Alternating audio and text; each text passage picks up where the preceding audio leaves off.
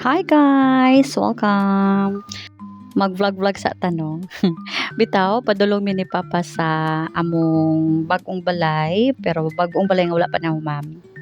Na before tamabot sa among balay, makaagi sa tagkalasangan. Actually, sa kilid ni siya sa Bidopa. Mo ni siya tong campus sa Sundalo sa una. Murag diri po tong mga firing range dati. So, mo ni siya, grabe siya ka daghay sagbot, kakahuyan. So, mo na ni siya ang paliko padulong sa amoa. So, dati tong una gyud grabe siya kapita kay pangit kay kalasada pero karon na okay. Pero mas maayo gid unta nagmasimentado na ni siya. And then kini siya nga balay, ambot kay Vice Mayor man daw ni. Mo na ni nabot na ta grabe kay kainit guys. Alas 10 sa buntag si Papa sige pamilit nga mo adto lagi daw mi dito kay magsubay mi sa balay.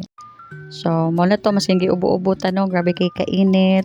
Sige, baktas-baktas ta kay medyo sudlunon pa ang amo ang balay gikan diri So, mo na ni siya guys, ang pasulod. Maayo kay gilimpyuhan nilang kilid, medyo limpyo na. Mo lagi po daghan pag gyud siya kasagbutan kay napay mga uban lote nga wala pa nagbalay pero naman po nang gibalay hinuon. So, kini siya mo na mong mga silingan. So, ingon sila, grabe daw kay ka hilom diri labi na gabi, grabe gid daw kay kamingaw. So, mo na ni guys, among balay, wala pa gid siya nahuman, dako pa kaing kulang. So, napabutangan na siya og bintana kay naay perminti magsulod matinga si Papa. Everyday na lang abre ang portahan. Ambot kinsay sige sulod-sulod diri.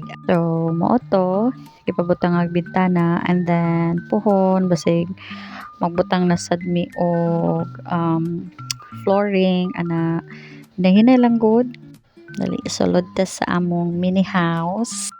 Dili ra gid siya kay dako guys pero okay ra sad importante komportable ta magpuyo tapos na ganahan jud kog dili sa ambot na introvert gid tag samot diri akay wa na gid tay kaila wa tay ka istorya so maayo gid siya sa akong work kay wala gyud saba, di ba? Ganahan jud ko walay sige tuktugao, walay mga manok, ambot lamang. So man siya guys, daghan pa kay kulang sa ceiling, sa window, na flooring sa babaw, CR. So hinay-hinay lang gid ta no. Kay di man ta untang makadawog tagluto kay para mahuman dayon. So, diri nga part guys, plan na mo magpabutang og flooring pod sa babaw, isemento na lang siguro ang boton sa plano ni Yam. And wala siya. And ako pinakaganahan diri guys, ang diri sa gawas. Wow, grabe kay siya kahangin, labi kay siya diri magtambay-tambay. So feeling nako guys, dili na ako akong bayro nun diri sa aircon, kung diri may magpuyo kay dili gid siya init. And apag yung balkon sa babaw. So, pwede ra ka maglingkod-lingkod dito, mag-coffee. Maskin magklase siguro ko sa balkon, pwede kayo. So, mo ni ang likod sa amo, sa kitchen.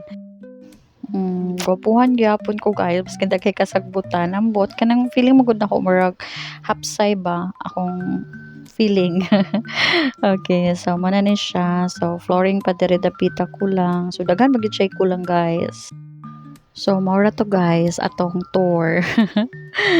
Okay, so, ano siya. Unta oy, daghan tay kwarto oy, para mahuman na. So, muna ni siyang dalan. Pabalik. Okay, so, pauli na mi guys. So, ako ipakita sa inyo kung sa siya ka. Di man siya super layo gyud gikan sa among balay, pero medyo sudlunon lang gid siya. So, ako lang may imagine diri akong maghatod-hatod kang Shami, kay init kaayo. So, mo ni siya. May kabalo na ko mo drive, kay para kabalo ko ako na lang maghatod kay baby. So, mas gwapo pa gid ni siya, mas semento ni siya diri guys, para dali ra kaayong sakyanan mag-agi-agi. Kay lisod day gid siya pag labi nag-ulan. Medyo pita gid siya. So, moto, makaagi na po kalasangan. Gwapo siya pagbuntag, abot lang paggabi, feeling na ko hadlok kayo. So, mana ni siya, hapit na ta makagawas. Kini siya ng guys, mo nang bidupa. So ingon sila Buenoville man ata ning amo dapita. So man ni siya pagawas ti mo is highway na. So sementado na siya kay padulong na ni siya sa amoa. So medyo duol-duol na siya padulong. Hapit na tanabot. O naara. So mo na to siya guys. Duol man siya. Kay medyo sulunon lang gyud. So more to. Thank you sa pag-watch.